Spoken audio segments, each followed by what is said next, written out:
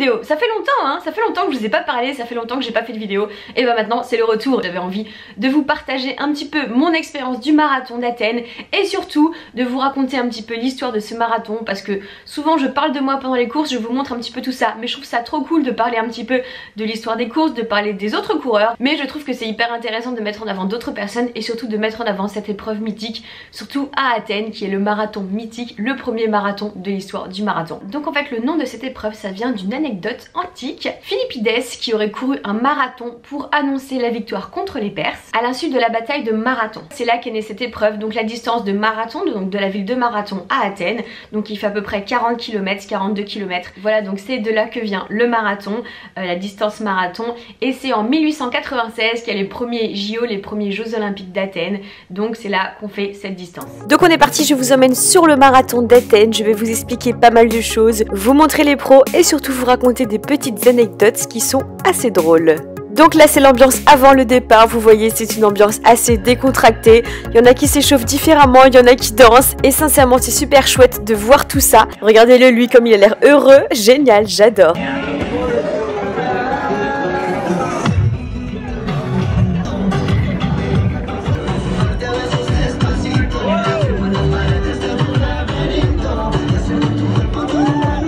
Donc petit à petit on se rapproche de l'heure du départ et on découvre des gens qui sont déguisés en conséquence par rapport au marathon. Regardez, j'adore, ils sont vraiment extra. Donc c'est parti, le marathon est parti et lancé. Vous allez voir, on va voir les pros qui commencent à arriver, les pros en premier et c'est impressionnant la vitesse à laquelle ils courent, surtout quand on se dit qu'ils tiennent cette vitesse pendant 42 km. Donc là c'est toujours les premiers qu'on voit arriver. Je sais pas si vous voyez mais au sol il y a une petite ligne bleue. La petite ligne bleue c'est la ligne à suivre lorsqu'on court un marathon.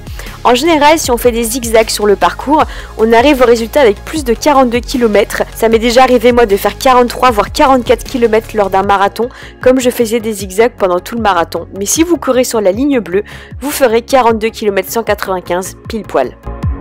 Donc voici encore les premiers.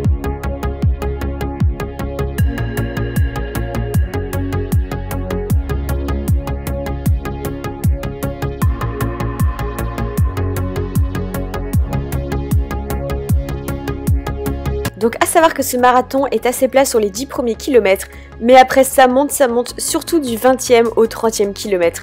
On a presque 500 mètres de dénivelé positif et je vous assure que dans les jambes, ça pique. Bon là, il faut absolument que je vous fasse un arrêt sur image. Regardez ce pauvre garçon qui a oublié de donner son sac ou alors qu'il l'a donné trop tard. Son sac avec toutes ses affaires dedans, donc il est obligé de se taper le marathon avec son sac à la main. Franchement, grand respect à lui.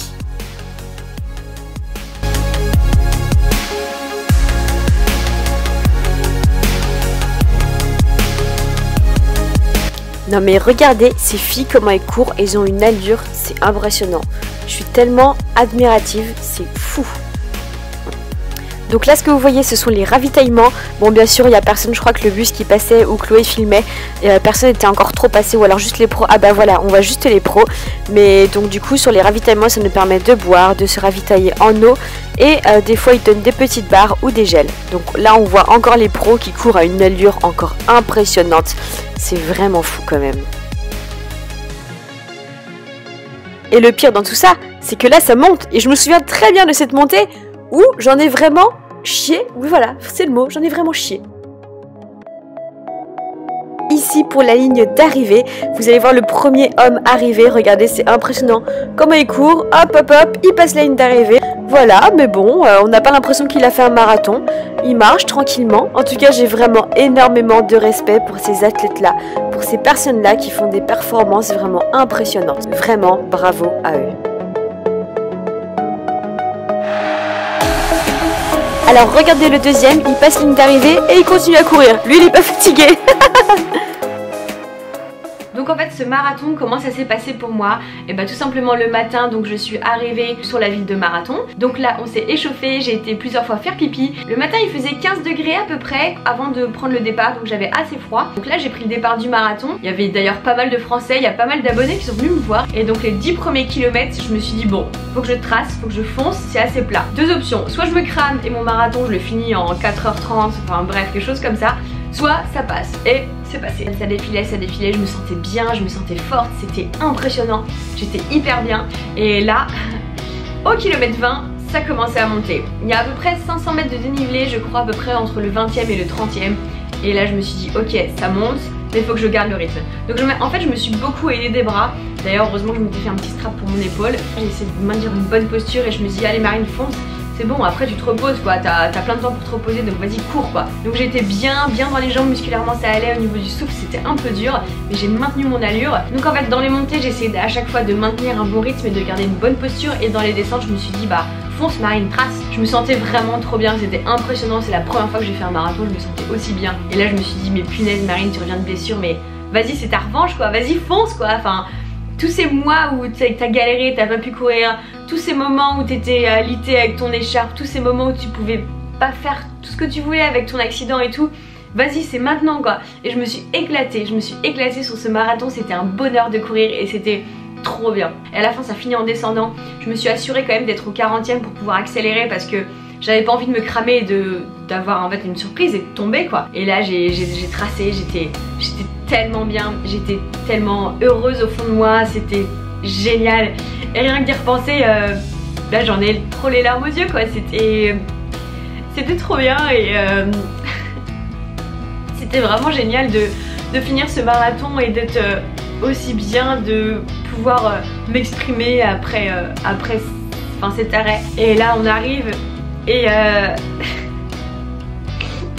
on arrive et c'est juste fou quoi, c'est juste fou, c'est énorme, c'est la fin de ce marathon et pour moi c'est la fin de cette blessure, de toutes ces galères, de tout quoi. Et je me suis dit ça y est, Marine elle est de retour, je suis de retour les gars, ouais je peux vous le dire, je suis de retour. Et j'ai passé cette ligne d'arrivée et là j'ai vu mon temps, je me suis dit mais c'est énorme. Il y avait Chloé qui était là en haut et c'était trop bien, c'était vraiment trop bien. Et donc en fait je suis hyper contente d'avoir fait ça, je suis contente de l'avoir fait pour moi.